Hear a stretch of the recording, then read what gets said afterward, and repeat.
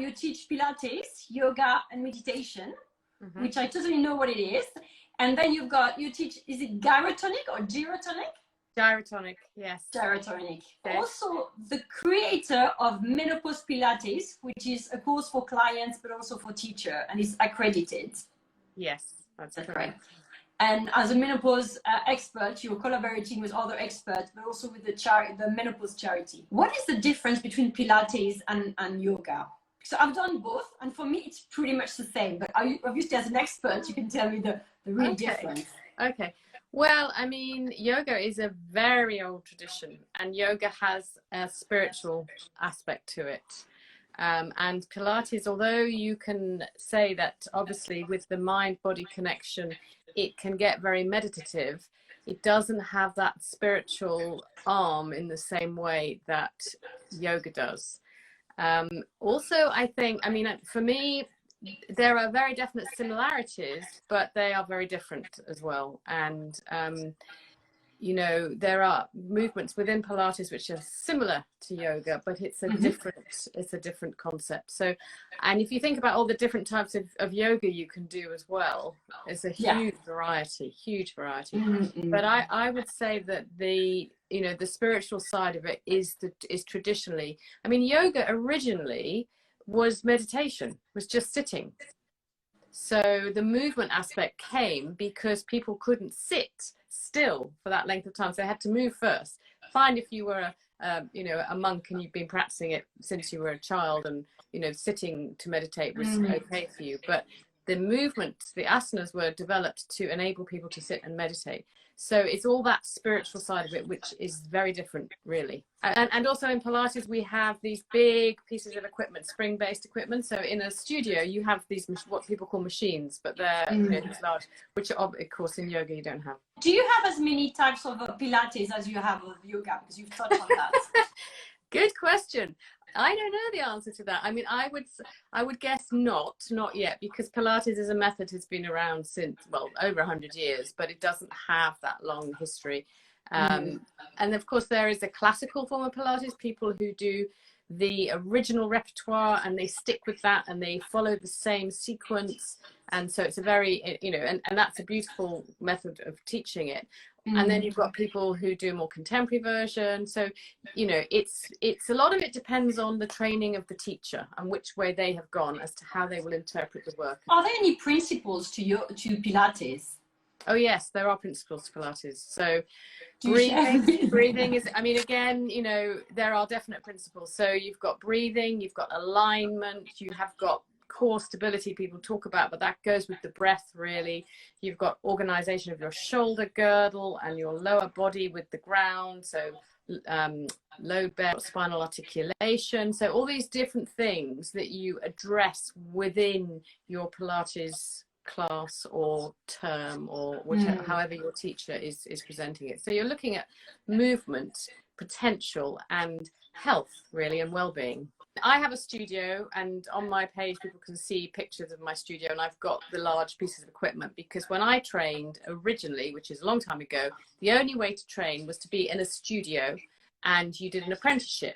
And so you learn how to use all the equipment as well as the mat work. And so it was a whole complete package. And then in the late 90s, the mat work as a component was taken out, because obviously that you can travel. You can, you can teach in a village hall, you can teach in a gym, wherever. So that's very accessible. So then mat work courses became the thing that people did first. Because training with the machines can take a long time as well. It's an ongoing process. So there are different ways of learning, and the equipment gives you feedback, it gives you resistance, it gives you assistance. It's very good for rehab. It's also very good if you want to push yourself and do something more challenging as well. So they go together. And I assume the equipment, it's different types of equipment, so it's more like a one-to-one kind of class rather than a class where everyone does the same at the same time on the mat, like yoga, isn't it? Well, it's interesting you say that, because again, when I trained originally, the way I learned and the way I still teach is I have a number of people in my studio. I have a maximum of 4, and they are all doing individual programs. So you're in a group environment, but I am teaching them all individually within the group. according to their needs. And then they rotate on the machines. And yes, and I might say, actually, I'd like you to come here and do this because I want to do this exercise with you. And so it's an interesting thing, because when I trained, we learned to teach 7 people at the same time. So it's a bit like spinning plates, and you've got to be really, really quick, really quick. So that's a complicated way of doing it, but the whole point is that the person doesn't fit the exercise is suitable to the person. It's all about, and you do follow the principles, and I can see somebody's put here about the 34 movements. There are these specific movements, and those can be performed on the equipment, they can be performed on the mat. But the original way of teaching that I learned was that it's very client focused, and if a mat exercise is better, we do that. If I think this will be more appropriate on the barrel, we will do that. Having said that, now very often you will find a studio where they have 10 reformers, and so you essentially have a class, everybody doing the same exercises together. So in a way, it's like a mat class on reformers. So that happens as well. When you say reformers, it's like a device. This is this big spring-based bed which you can lie on, you can sit on, you can stand on. So, and that's the most standard piece of Pilates equipment that people tend to start with and know about. Because there are different ones. There are indeed, yes. I'm finding, because the class I did once was just on the mat. Yes. And I didn't enjoy, I don't know if it's a teacher or the class, but I never gave it another try. So now I'm finding like a brand new world. I'm like, wow, maybe I should give it another try. And so would you say it's more rehabilitation based? Because you mentioned that, you teach one person for their needs. So, well, it depends, because I could have in a group, I could have somebody who needs to do knee rehab because maybe 2 months ago they had knee surgery and we've been working on that, and I might have somebody who is working towards running a marathon. So it just depends who is with me, which is why, because of this method of teaching, you learn a lot, and you need to be able to manage that situation. Multitasking. You multitask, Quite a lot. That must be exhausting. Well, I'm very used to it. So this is how I've taught for years and years and years. You have this course which is specific to menopause. How is Menopause Pilates different from regular Pilates? Because obviously, everyone's menopause is different. So of course, can you share some light about that? Yeah, I mean, I think what I say is that in Pilates, teachers can do extra training in many things. So you might do pregnancy, you might look at Pilates for golfers, for horse riders, for you name it, for back rehab.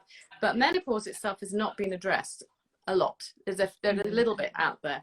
And what I've noticed over the last 23 years is that the biggest curve in my teaching group, menopausal women, and I have worked with them consistently for 23 years, and I've adapted what I do to their needs. And that's one, part of the reason that my teaching has evolved is because of who I've been teaching, apart from my own interest. And the Pilates method is really good at supporting women through peri and into menopause and postmenopause, because we address the issues of bone loading and muscle strengthening in particular.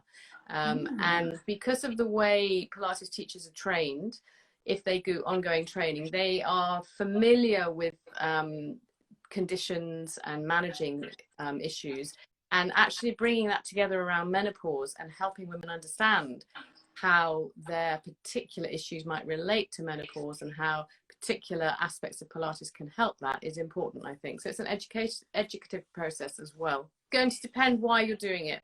I mean, most of my clients come once a week for a lesson. Obviously, in lockdown, it's been different. We've been Zooming. Yes. But I also work with women with using Pilates for weight loss, to help build muscle. So in that case, I create them a short video to work from. And they do that they can do it daily, but at least 5 days a week to work on their strength and building muscle. So again, it depends on why they're coming to do it. But as a method of exercise with the variety within it, you can do it every day if you want to. And there is no other way, there is no need to add another type of fitness during menopause. Again, it depends. So aerobic fitness obviously depends on the individual. So it depends on the level to which they are working. And it might be that they need to swim as well, or maybe they need to use an exercise bike, or they, you know, definitely walking. We all need to walk. So it will depend very much on why that individual has come really. Because it's all about working with that person and their needs. So yoga and Pilates, do people come to one or the other, or do you advise them to come to one or the other, on both, or? Well, if they're coming to me, it depends. I do teach some yoga classes. At the moment, I'm not teaching yoga specifically on its own. Again, it's partly the situation. But as you said, I'm trained in a number of different teaching methods. And so I tend to take things from different methods and put them together. And my studio has always been called Contemporary Pilates, because for me, with all the women I've taught, I kept finding that I needed different tools to work with them. So I'm very fortunate that I've studied with a lot of very eminent teachers over the years, and I've brought different aspects in, which has really enhanced my teaching experience, and the feedback I get from my clients is that it helps them. Okay, well, gyrotonic, that's a whole nother system. So you can do something called gyrokinesis or gyrotonic, and gyrotonic again is with a large piece of equipment, but unlike Pilates, it's not spring-based, it uses weights. And the principal piece of equipment that most people know is called the pulley tower combination unit. It's quite a mouthful. And you have a long bench, and then you have a big tower with weights, and they're attached to straps that go on your feet. And you also have these paddles to turn. I'd highly recommend Googling it and having a look, because it's fascinating to watch. So when you look at Pilates equipment, it's very straight up and down. It's very functional. It's great. When you look at gyro, it's actually much more sexy. It's got this 3D look to it. So it's much more interesting to look at. And Gyrotonic was developed by a man called Julio Horvath, he's a Hungarian. He was a dancer, and he defected to the States back in the late 70s. And he developed what he called white cloud yoga, which he used to teach in Central Park to dancers. And out of that, he developed gyrotonic and gyrokinesis. And he developed the equipment because people like me, who are not dancers, not professionals, couldn't do the movements which he was teaching, because dancers have very extreme range of movement usually. And so he began to develop this amazing looking equipment which enables people to move and helps facilitate that. So there's a lot of spiraling in it. He spent time watching animals. There are lots of the exercises are named after animals. There's dance in it, there's swimming, there's qigong, you name it. There are movements from all over the place, and it's a beautiful system. It's quite complicated, but and when you train in it, you do it for love. You don't do it for any other reason because it's a long and complicated training, but it's great. How do people know about this type of exercise? Because Gyrotonic is big worldwide. It's global. It's huge. So definitely have a look at it. You'll find Gyrotonic studios all over the world. And in Germany, physiotherapy clinics use it as part of their rehab. And in the UK, you'll find Gyrotonic with Pilates studios, because there's a lot of rotation in Gyrotonic. So it's a really great complement to Pilates. And that's where you'll find it mostly. There are specific Gyrotonic studios, but they're more combined with Pilates studios. What would you say someone who doesn't really typically like yoga or Pilates to give it another try? Because I'm kind of this type of person, but I guess I'm not the only one, and I know how much it's important for as we're getting older for having the range of movement and the flexibility and stretching, but I just can't. I mean, obviously the lockdown doesn't help. Sure. But do you have a secret or any tips? Or well, what I would say is a couple of things. I do. It's funny you say that, actually, because I have got quite a number of clients who hate exercise, and that's why they come to me, because they hate exercise. What I would say is try different ways. So first of all, if you can, I would treat yourself to a private lesson. So book into a Pilates studio, try to find one, you know, go online, look at the, you know, read the reviews, read what the teachers, where they've trained, their experience, ask friends, treat yourself to a one-to-one so you get some good attention to what you need. Try that as an introduction either to Pilates or to yoga or to Gyrotonic, for example. The other thing I would say is do something with a friend. So two of you together explore something and see if you can make it more fun. Because the point is, it's got to be fun. If you don't enjoy it, you are not going to do it. And that's it, really. Where's your studio? In the Cotswolds. I'm in the Cotswolds. So I'm near Chipping Norton. So Oxfordshire. Oh, okay, so it's far outside London. Okay. Yeah, that's way outside London. Yeah. You mentioned you support the Menopause Charity. I understand it's been founded by Dr. Louise Newson, who is a big advocate of menopause. Can you tell us a bit more about what it is and how it will benefit women? Because I went to the webpage, so I had not heard of it. And so far they're just building, you know, the website. So unfortunately I don't know much about that, and I'd love to know if I can contribute or if I can direct women towards this website in the future. Definitely good timing, actually, because I don't know, I mean, last night Dr. Louise Newson did an Instagram live with Davina McCall, and they were talking about the program which is coming out next Wednesday on Channel 4 about menopause. And immediately after that program, I think it's Thursday, it was either the Wednesday or the Thursday, the Menopause Charity website will be launched. So it's about to be launched. And next week. And it's going to be brilliant. I mean, it's extraordinary to me that there hasn't been a menopause charity yet, but there hasn't. And I have taken part in I did a charity class and then took part in the retreat day to raise funds for this, because it's going to give access for information, for helplines, to enable women to get information that they need and to put them in the right direction, signpost them to help near them. And it's going to look at all sorts of aspects of menopause. I mean, it's got, you know, it's so far reaching. So it's going to be very exciting to see the launch. And I've contributed a little bit to the new website, so I'm looking forward to seeing that. But I think it's a landmark event, actually, because we really have to have this conversation globally, and we have, you know, we start obviously locally, but we need this to spread, and we need women to know where to go.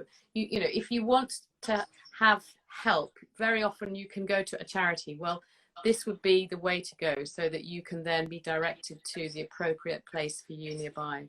And how will it differ from her own website? Because there's quite a lot of information on her website already. Obviously, you know, she's a GP and it's going to be a charity, but she's already, you know, providing so much support and information. Yeah, that I don't know, to be perfectly honest, because I don't know. But I mean, I would imagine there will be changes as time goes on, but it will be, I think, you know, the thing is, very often, if you're a menopausal woman, if you're a woman and you're in trouble, you're not necessarily going to think to go to look at a doctor's website for information. Absolutely, but if you know that you're in trouble and you think it's menopause related and you can't seem to get any help, I mean, I hear from women, sadly, a lot, who can't get the help that they want or they feel is appropriate. So if they know they can get hold of this charity and somebody will listen to them and assist them and direct them and support them, I think it's going to be such an enormous thing.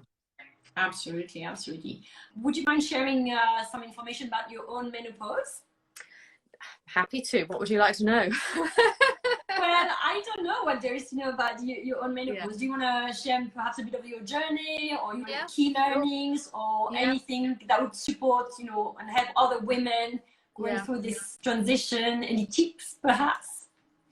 Well, I think when I think back to, I think like many women, I can look back and think, oh yeah, I was perimenopausal then and I didn't really clock it.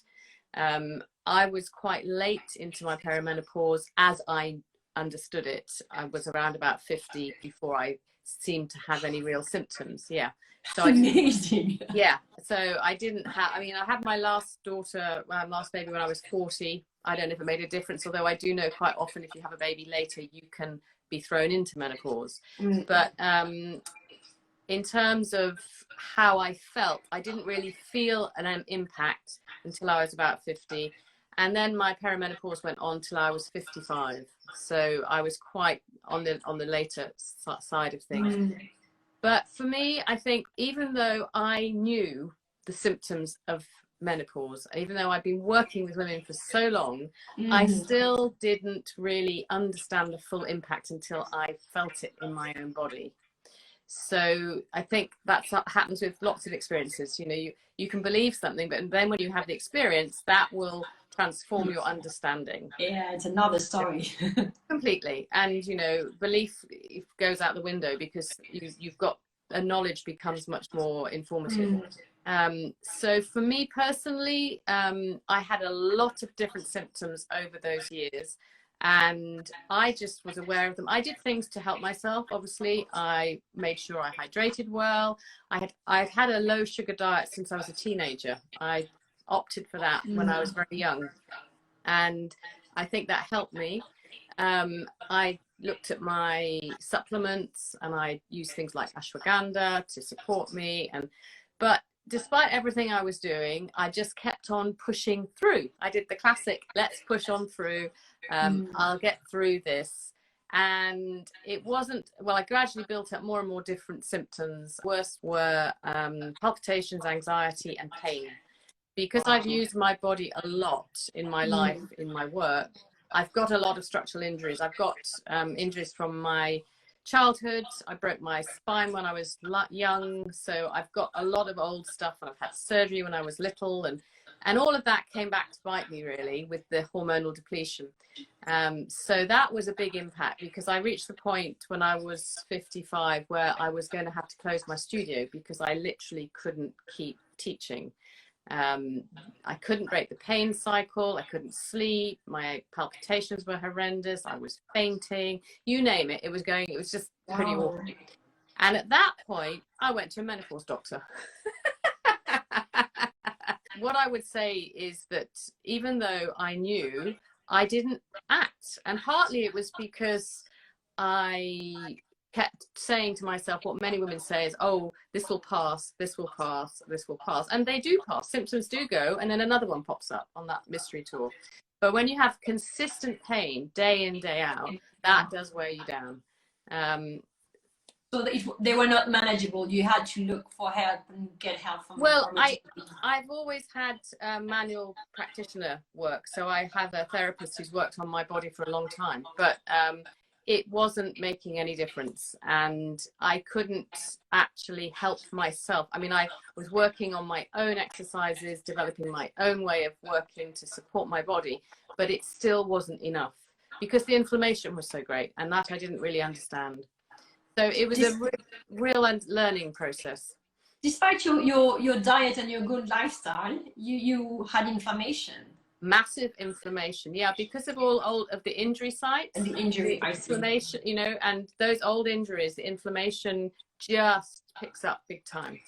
Do you mean the injuries were not properly healed and it all came back? Well, if you've got structural issues in your body and you have an unstable system, then you know you will have inflammatory response if something goes slightly wrong. And whereas previously my body would manage it and the healing process would happen because of the depletion of estrogen, the collagen isn't repairing. You don't have that same ability to repair. And if you add in not sleeping well, and you know, it's just it's going to be a perfect storm, basically. So, and for me, my mother had breast cancer, so I didn't even consider HRT. I thought this is a no-no for me. So it was a big educational process of learning, actually. You know, life chucked it at me. Yeah, and HRT was the solution for you. Yes, yeah. What would be the best tip you would give to our listeners about menopause, having been through that and, you know, knowing? I would say don't ignore your symptoms. And also don't think, because a lot of women think to themselves, it's not bad enough. You know, and it's kind of like, why do we have to suffer? Suffering isn't necessarily part of, you know, there's a lot of suffering in the world, but actually, as we deserve to look after ourselves, looking at our nutrition, looking at our exercise. You have to do the whole thing. It's not just one thing, in my view. So it's about looking at your holistic support system and actually supporting yourself. Put yourself first, because lots of women don't do that. They feel it's selfish, but it's not. Absolutely. So when would you say it's time to go and seek help? Because you've mentioned, you know, it's hard for women to get there. Yeah. Is there a tipping point? That's going to be very, I think that's very, very individual, really individual. But that's, again, why, for me, it's really important to have these conversations. Women should be talking. I mean, in my studio, you know, menopause comes up as a subject every day, most classes. If there's a man in the class, he just has to put up with it. And he has to perhaps listen and learn, because we have to have these conversations. And the more we talk about it and say, well, actually, did you know that, you know, that itchy skin symptom is a menopausal symptom? You know, because I've had women who come to me and say, I've got this, I've got that, I'm going crazy, I've seen this doctor and that doctor. And then I say, do you think you might be perimenopausal? Do you know what I mean when I say that? And it's still not in our sort of, if you like, it's not just around us. It needs to be around us, you know. We discuss pregnancy, we discuss puberty, we discuss all sorts of things. But these aspects of menopause, which, you know, sleep, lack of sleep, lots of women just think they don't sleep. But it's a hormonal, it's a reaction to a hormonal change. And so the more we understand that, the quicker people join the dots and think, okay, actually, I do need to look at how I'm living. I do need to look at how I'm looking after myself. So, and many women, as you know, in this age group are so busy. They've got elderly parents, they've got teenage children, they've got very high pressured jobs, or whatever the issue is. The last thing they do is think about their own health needs very often. Totally agree. What do you wish you knew about 3 years ago? That's a tricky one, because in many ways I feel like what I learned at the appropriate time. And that in many ways, you know, people can tell you things or you can receive information, but if you're not ready to hear it, you don't hear it. Absolutely. So I think I would say, I wish I'd been quicker to process the information. That I wish. But the thing is, so many other things are happening in life at the same time that you know, you don't give yourself that focus. So I think I wish I had given myself more self-care. I wish I'd given myself more love. And who do you think I should interview next? Someone related to the menopause field who could help, you know, share a message, a positive message about menopause and help other women. So I would suggest Neve from Instinct Yoga. Yeah, lovely. Is she also so she also specializes in menopause? She does. She has a teacher training for yoga teachers, which is yoga for the stages of menopause. And she's based in Ireland, but she's training online, and she has an accredited course, which she's lovely and very much a wise woman. Well, talking of course, can you tell us more about this Menopause Awareness for Pilates teacher? So I have written the course in this last about 15 to 18 months, which I edited, and I started teaching it to Pilates teachers online. It will come, my website's coming out either this month or just at the beginning of June, and that there'll be a whole section on this teacher training. But as I said, I've started teaching it, had some really great feedback, which is lovely, and I'm going to be teaching it at one of the big training schools in London in September, and I'm going to teach it face to face also at Louise Newson's clinic in September. So it's a one-day course which really is about giving information and raising awareness and igniting interest and joining the dots for Pilates teachers, any, you know, young teachers, male teachers, anybody, because the more teachers have this information, the more their teaching is effective, and also they will help and signpost women to help as required. And also I think for what some of the feedback I've got from the people I've worked with is that it helps them with their own understanding of their own situation, because often, like in many areas, Pilates teachers burn out and they stop. And it's surprising how much they don't necessarily give themselves as well. So it's a whole educational program. That sounds super interesting. So it's menopause awareness. Menopause awareness for Pilates teachers. Yeah. Thank you so much, Dinah. You're very welcome. It was a pleasure to have you tonight. Thank you very much for inviting me.